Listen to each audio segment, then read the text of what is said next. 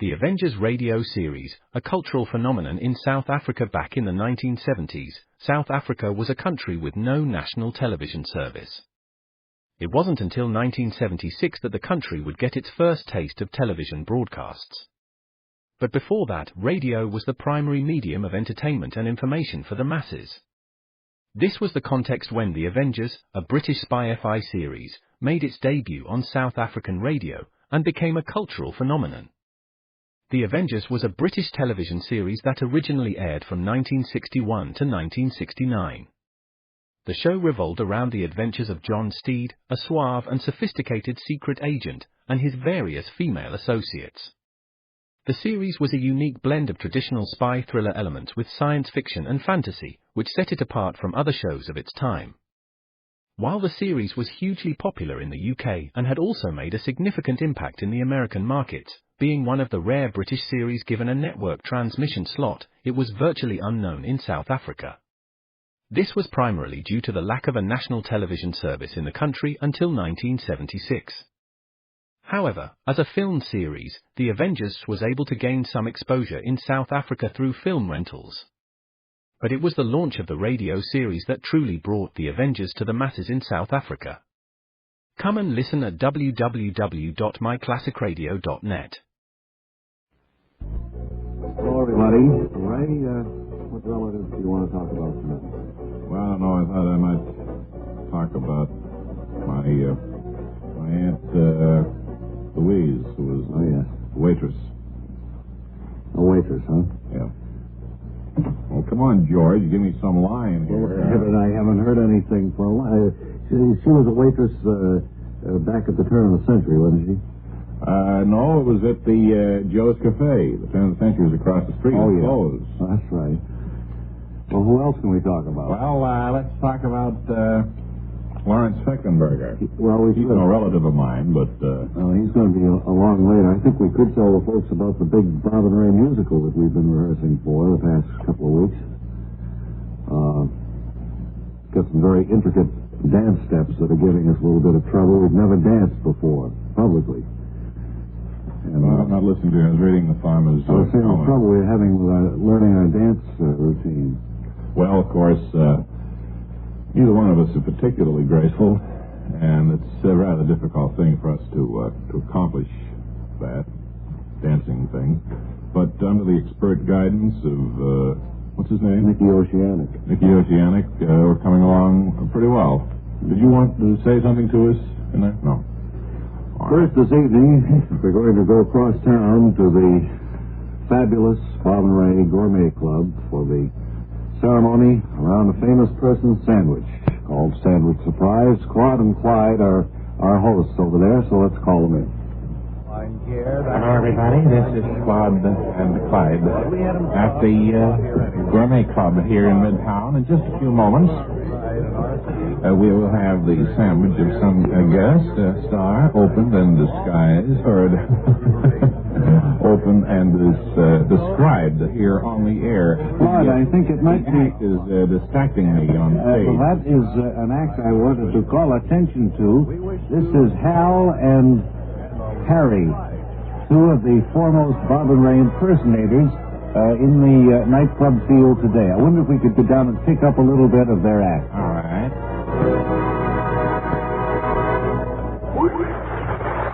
Now, the act is just concluded, unfortunately.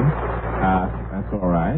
But I see now a stir at the rear of the huge dining room here, and that would indicate that the guest sandwich has arrived by armored vehicle and will be brought down the center aisle atop a purple pillow with fringe by our uniformed page.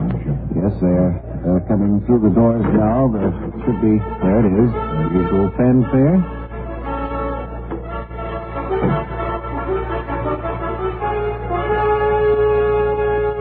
Now, as the audience quiets down somewhat, all necks are turned towards the center aisle, watching the page in the ceremonial parade down the center aisle. He has arrived finally here at the dais and handing us the sealed envelope. Thank you very, very much, Eugene. Bearing the name of the owner of the sandwich, which will be eaten probably during a break in rehearsals somewhere today. If you would open the envelope, Clyde. All right, Claude. It is the sandwich of Senor Wences. Senor Wences.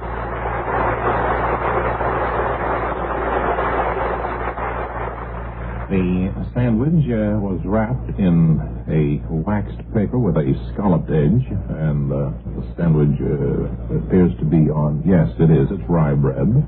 The caraway seeds have been rather carelessly torn from the bread, giving the impression of huge divots on a golf green. What is the filling, Claude? Can you make out? The filling appears to be tamale. Tamale sandwich for Senor Wences, all right? All right. Now we might point out that the sandwich will be placed here on the counter so that those people here present who would like to give it closer scrutiny may dance or walk by.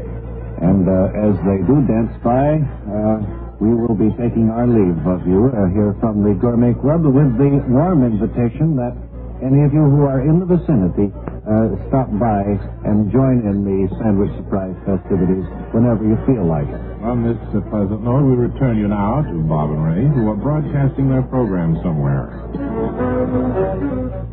In New York, I think it's well, all over the country, really. Yeah. And those two fellows that sounded like us, I didn't hear much of it. Maybe we should get them up here sometime.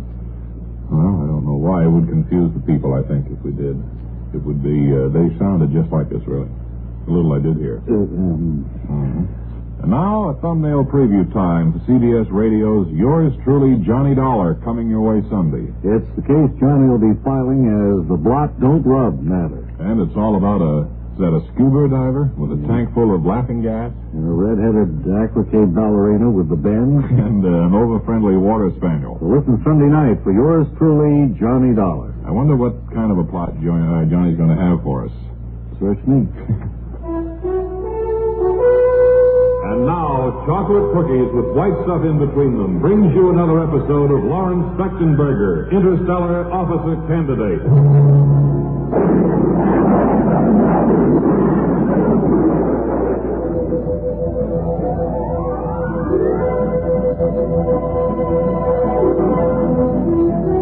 In our last episode, Lawrence, Mugg, Jet Ordway, and Billy Headstone had just made an emergency landing on the planet Venus and were about to leave their spaceship.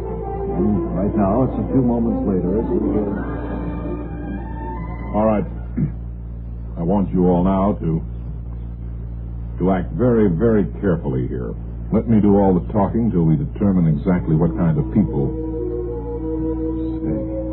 Listen to that music, Fechtenberg. Where's it coming from? Oh, it's from everywhere. Oh, it's like out of the trees.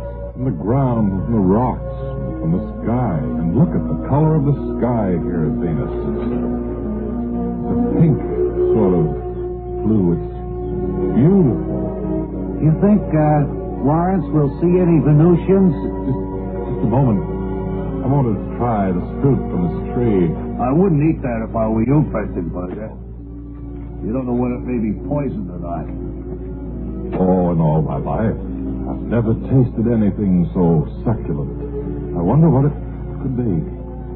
Looks like grapes. It has a taste of a strawberry and a grape, an apple, a lemon, all in one. Delicious. Here, try one, Margaret. Okay, Lawrence. Didn't do nothing to you. I guess it'd be all right for me. Hey, that is good. Yes, and the aftertaste is very good, too. Hey, what's the matter with you? No, it seems to have Oh, Lawrence. seems to have affected me somewhat. You sound so funny. How about you, Bob? Oh, I'm all right, as far as I can tell.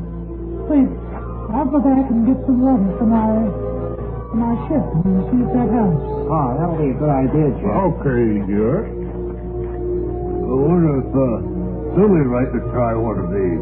What's about the cock? Till he gets back. Oh, that's a good idea.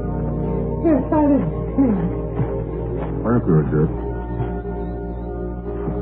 Yes, I did it. Oh, what do you know that doesn't move?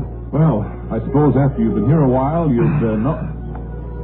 There. Now it's all right. Just take a look at the ladies here on Venus. Oh, golly. Oh, hello. We're from Earth, you know. I'm Lawrence Fechtenberger. This is Mug Mellish. This is Young Headstrong here. Hello there. And Jen Woodley. Yes. Oh, You know, coming here wasn't the dumbest thing we ever did, Fechtenberger. what is your name? My name is You Lawrence. feel calm Yeah. and contented. How many light years are we away from Earth? Oh, 3 or 4 anyway. Oh, it's... Relax your feet. Golly.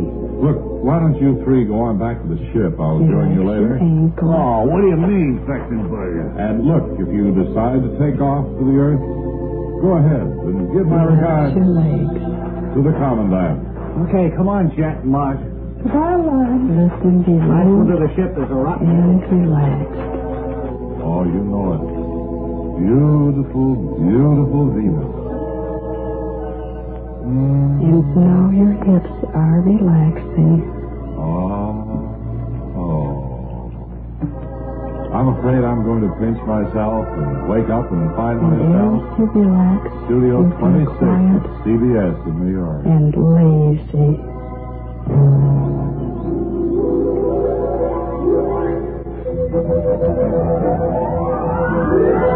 And so, Mug Mellish, Jet Ordway, and Billy Headstrong leave for the spaceship, leaving Lawrence Fechtenberger on the planet Venus to explore and make scientific preparations for a greater landing. Be sure and join us next time when we'll hear Lawrence say, I hope the announcer reads it better next time. in the next episode of Lawrence Fechtenberger, Interstellar Officer Candidate.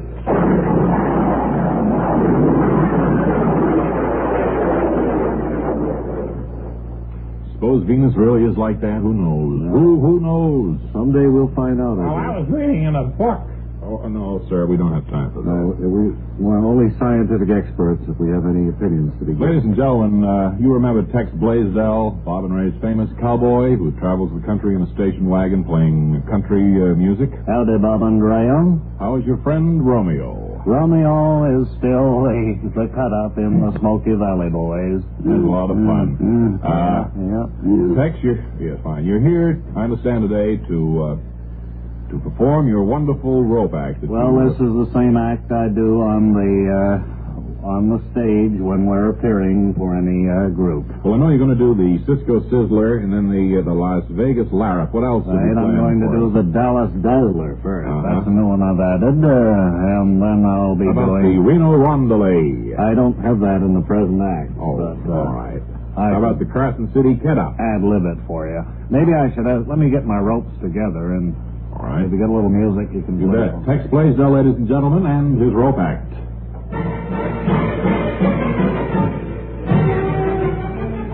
First, And tell us what you're doing. all right. This maneuver is called the Cleveland Curlicue. I need a fresh rope for this next one. Give me a fresh rope, will you, Webb? Here you are. Go ahead, sir. Here's the one you requested, Ray, the Reno Rondelay. Oh, hey, that is truly beautiful. Beautiful. The Omaha Overdrop and Slide. Very tricky maneuver. Hey, you got the foot. Oh, I'm sorry. Did you do that, sir? Stop the music. I didn't. Oh, I thought that was part of the act. That was very good the way you caught my leg. Can you get me over it now? Yeah, let me The Omaha untie that What was there. that? The Omaha Overlay Ground Foot? Double slide. Double yeah. slide.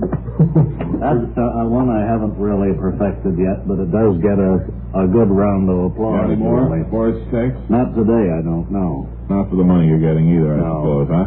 Where are you heading for now, you and Romeo? We'll be appearing in Chelsea all next week, Wonderful, at the Grange Hall there, I suppose. and then we move along to Dover, Somersworth, New Hampshire. Terrific. So all you folks thereabouts be looking for Tex Blaisdell. Following week, we open in Brattleboro, Vermont, Great. 2 days, and then we move along to... That's enough, Tex. Thank you.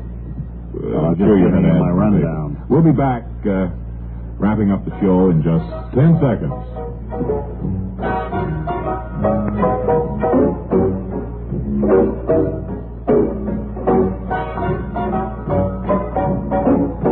Okay, let's wrap it up. April 4th and 5th, I will be appearing. Hello, this is Ray Goulding reminding you to write as you get work. Bob Elliott reminding you to hang by your thumb.